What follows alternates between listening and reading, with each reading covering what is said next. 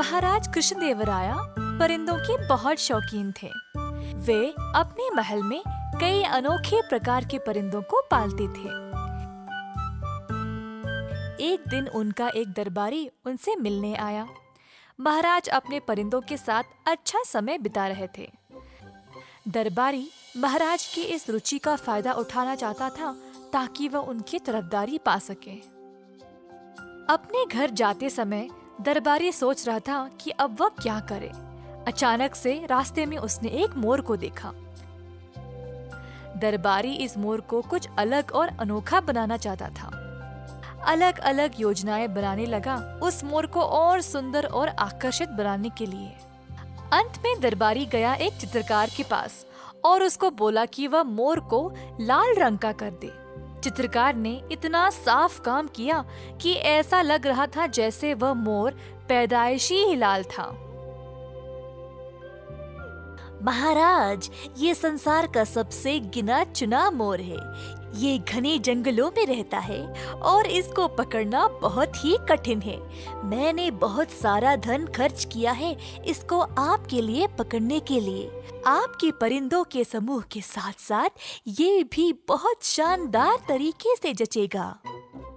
महाराज मोर को देखकर हैरान हो गए और बहुत प्रसन्न होकर दरबारी को 1000 सोने के सिक्के भेंट में दिए।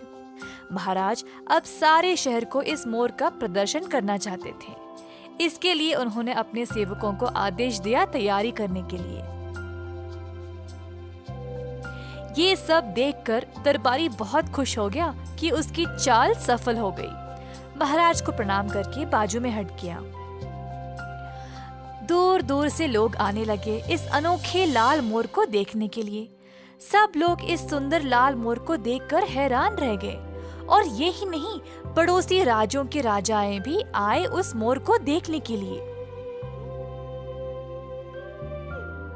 सब लोग उस दरबारी की प्रशंसा करने लगे जिसने इस शानदार मोर को ढूंढ लाया।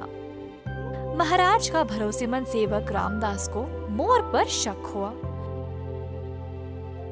जब वह मोर के पास गया तो उसको रंग की बू आने लगी। उसको तुरंत समझ आ गया कि दरबारी ने महाराज को बेवकूफ बनाया।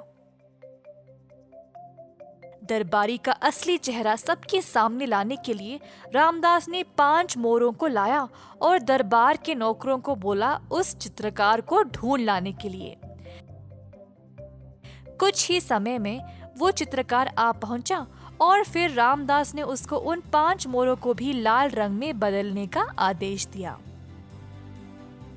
चित्रकार ने उन मोरों को भी वैसे ही रंग लगाया। रामदास फिर मोरों को और उस चित्रकार को दरबार ले गया।